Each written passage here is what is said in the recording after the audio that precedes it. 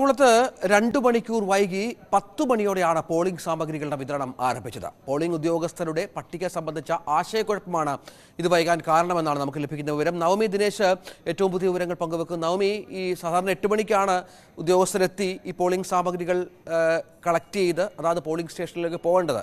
ഈ 2 മണിക്കൂർ വൈകൽ വിതരണത്തെ ബാധിച്ചിട്ടുണ്ടോ? ഈ സ്ഥലങ്ങളിൽ പോളിംഗ് സ്റ്റേഷനിൽ എത്താൻ ഉദ്യോഗസ്ഥർക്ക് അടിയന്തരമായ എന്തെങ്കിലും ക്രമീകരണം ഏർപ്പെടുത്തിയിട്ടുണ്ടോ?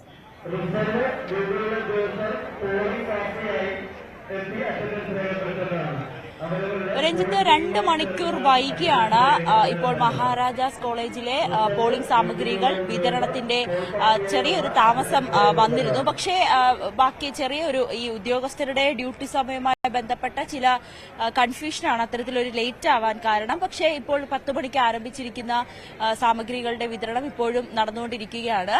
ഈ ഡ്യൂട്ടിയിലുള്ള ഉദ്യോഗസ്ഥരെല്ലാം ഇവിടെ എത്തി ഈ സാമഗ്രികളെല്ലാം കൈപ്പറ്റി അതാത് ബൂത്തുകളിലേക്ക് പോകുന്ന സംവിധാനങ്ങൾ തുടങ്ങിക്കഴിഞ്ഞു. എന്തായാലും മഹാരാജാസ് കോളേജിലെ തൃപ്പൂണിത്തറ നിയോജക മണ്ഡലത്തിലെ ബൂത്തുകളിലേക്കുള്ള സാമഗ്രികളാണ് കൈപ്പറ്റുന്നത്. 14 നിയമസഭാ മണ്ഡലങ്ങളിലാണ് വിവിധ ബൂത്തുകളായി ക്രമീകരിച്ചിരിക്കുന്നത്. അതിൽ മഹാരാജാസ് കോളേജിലുള്ളത് തൃപ്പൂണിത്തറയിലേക്കുള്ള സാമഗ്രികളാണ്. അവിടെ വിവിധ ബൂത്തുകളിലേക്കുള്ള സാമഗ്രികളാണ്. നമ്മൾ ദൃശ്യങ്ങൾ കാണുന്നത് പോലെ തന്നെ ഉദ്യോഗസ്ഥരെല്ലാം അവരവരുടെ ഈ വോട്ടിംഗ് സാമഗ്രികളെല്ലാം കൈപ്പറ്റിയ ശേഷം ഇവിടെ നിന്ന് പ്രത്യേകം ഏർപ്പെടുത്തിയ വാഹനങ്ങളിലേക്കായിരിക്കും അവർക്ക് നിയോഗിച്ചിട്ടുള്ള ബൂത്തുകളിലേക്ക് പോവുക. എന്തായാലും ഇതിന്റെ ജില്ലയുടെ ചുമതലയുള്ള കളക്ടർ ഉമാർ അല്പസമയത്തിന് മുമ്പിൽ ഇവിടെ എത്തുകയും ഇവിടത്തെയുള്ള കാര്യങ്ങളെല്ലാം വിലയിരുത്തുകയും ചെയ്തു. അദ്ദേഹം പറഞ്ഞത് ചില ഒരു താമസം നേരിട്ടു. അത് ഉദ്യോഗസ്ഥരുടെ ചില ഡ്യൂട്ടി സമയവുമായി ബന്ധപ്പെട്ട ഒരു ആശയക്കുഴപ്പമായിരുന്നു. പക്ഷെ അതെല്ലാം കൃത്യമായി പരിഹരിച്ചിട്ടുണ്ട്. മറ്റ് ബുദ്ധിമുട്ടുകളൊന്നും തന്നെ ആർക്കും ഉദ്യോഗസ്ഥർക്കൊന്നും നേരിട്ടിട്ടില്ല. എന്തായാലും അതിനു വേണ്ടിയിട്ടുള്ള സംവിധാനങ്ങളെല്ലാം ഇവിടെ ഏർപ്പെടുത്തിയിട്ടുണ്ട്. ഒപ്പം മറ്റ് നാളെ പോളിംഗ് ബൂത്തുകളെല്ലാം സജ്ജമായിരിക്കുകയാണ്. ബാക്കിയുള്ള എല്ലാ സാഹചര്യങ്ങളും വിലയിരുത്തി കഴിഞ്ഞു.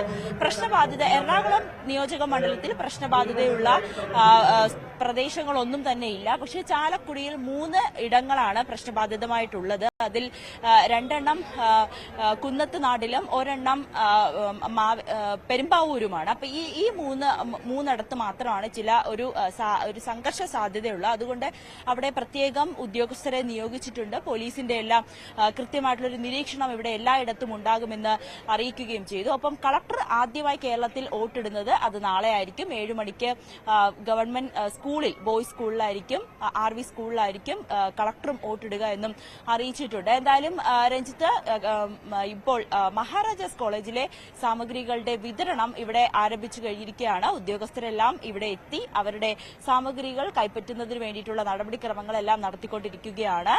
14 കേന്ദ്രങ്ങളാണ് എറണാകുളം മണ്ഡലത്തിലുള്ളത്. അതിൽ നിയമസഭാ മണ്ഡലങ്ങളിലെ മറ്റ് പ്രധാനപ്പെട്ട ബൂത്തുകളിലേക്കായിരിക്കും ഇവർ പ്രധാനമായും പോവുക. ഈ ഉദ്യോഗസ്ഥർക്ക് ഈ ബൂത്തുകളിലേക്ക് എത്താൻ വേണ്ടിയിട്ടുള്ള വാഹന സൗകര്യവും ഏർപ്പെടുത്തിയിട്ടുമുണ്ട്. ശരി, നവമി ദിനേശാണ് വിവരങ്ങൾ പങ്കുവച്ചത്.